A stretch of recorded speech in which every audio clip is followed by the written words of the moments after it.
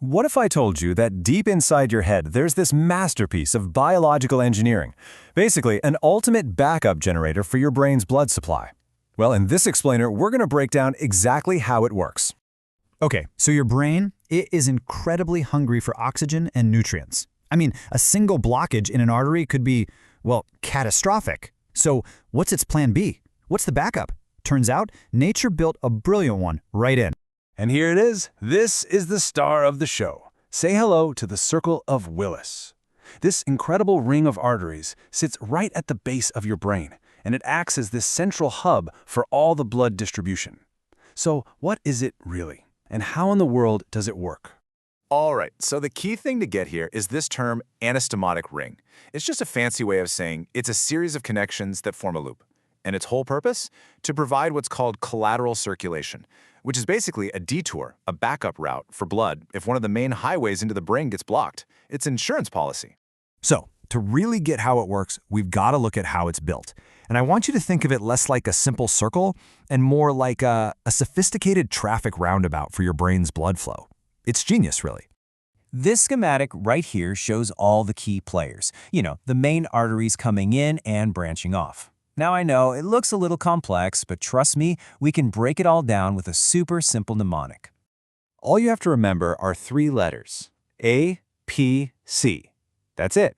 A is for anterior, P is for posterior, and C is for the connecting parts.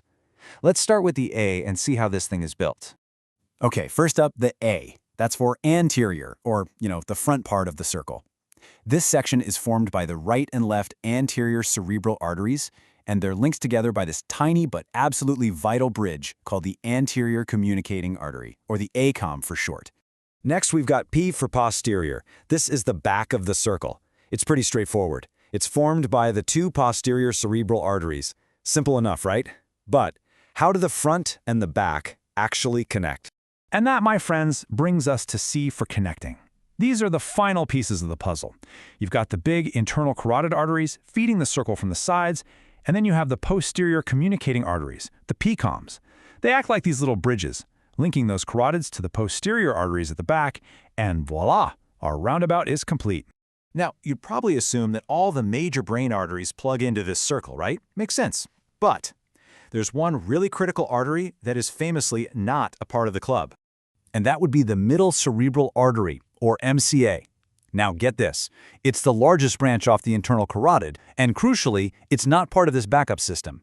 And its exclusion is the exact reason why it's the artery that's most commonly affected in a stroke. This makes it a huge point of vulnerability. So, now that we've got the anatomy down, let's talk function. Why does this circle even matter? Why is this arterial loop so incredibly important for our survival?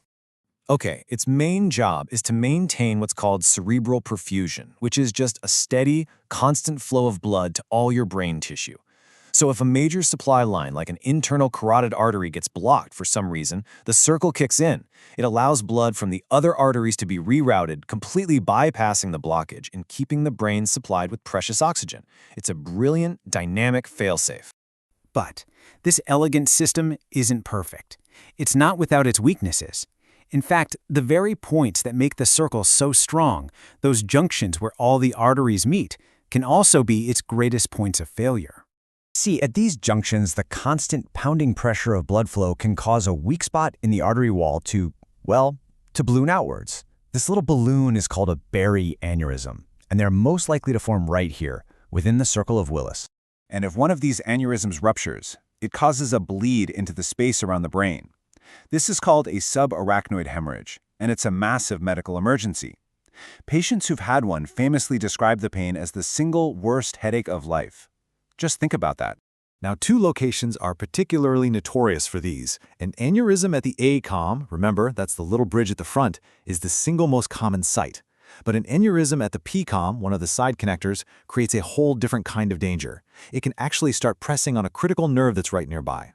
When it presses on that nerve, the third cranial nerve, which controls eye movement, it creates these very specific, very obvious clinical signs. You get a drooping eyelid, a pupil that's fixed and dilated, and an eye that literally looks down and out.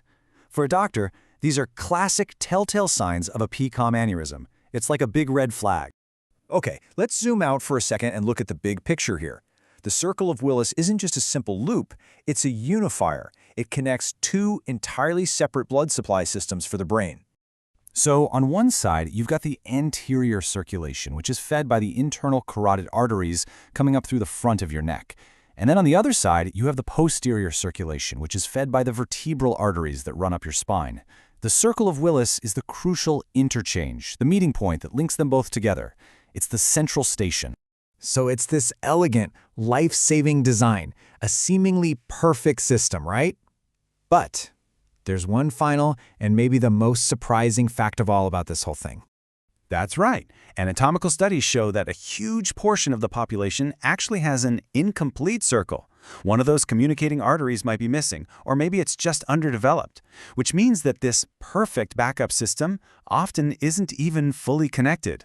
And that leaves us with this really fascinating final question. If this backup system is so vital, so important for protecting our most critical organ, why do so many of us have a version that's basically under construction?